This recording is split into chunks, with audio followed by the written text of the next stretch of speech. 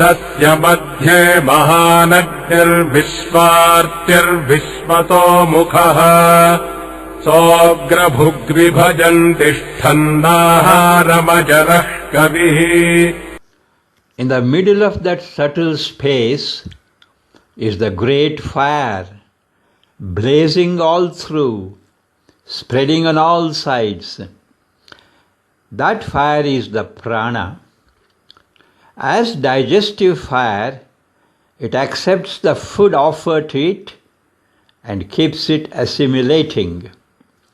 That fire, the prana, remains ageless and all-knowing. I meditate on Narayana. ಆ ಸೂಕ್ಷ್ಮ ಆಕಾಶದ ಮಧ್ಯದಲ್ಲಿ ಎಲ್ಲ ದಿಕ್ಕುಗಳಿಗೂ ಹರಡುತ್ತಿರುವ, ಎಲ್ಲೆಡೆ ಧಗಧಗಿಸುತ್ತಿರುವ ಮಹಾನ್ ಜ್ವಾಲೆ ಇದೆ. ಆ ಜ್ವಾಲೆಯೇ ಪ್ರಾಣವು. ಜಠರಾಗ್ನಿ ರೂಪದಲ್ಲಿರುವ ಪ್ರಾಣವು ಅದಕ್ಕೆ ಸಮರ್ಪಿಸಿದ ಆಹಾರವನ್ನು ಸ್ವೀಕರಿಸಿ ಅದನ್ನು ಸಮಗ್ರವಾಗಿ ಜೀರ್ಣಿಸಿಕೊಳ್ಳುತ್ತಿರುತ್ತದೆ. ಆ ಪ್ರಾಣವೆಂಬ ಅಗ್ನಿಯು ಎಲ್ಲವನ್ನೂ ತಿಳಿದಿರುವಂತಹದ್ದಾಗಿರುತ್ತದೆ ಮತ್ತು ಅಜರಾಮರವಾಗಿರುತ್ತದೆ. ನಾರಾಯಣನನ್ನು ನಾನು ಧ್ಯಾನಿಸುತ್ತೇನೆ.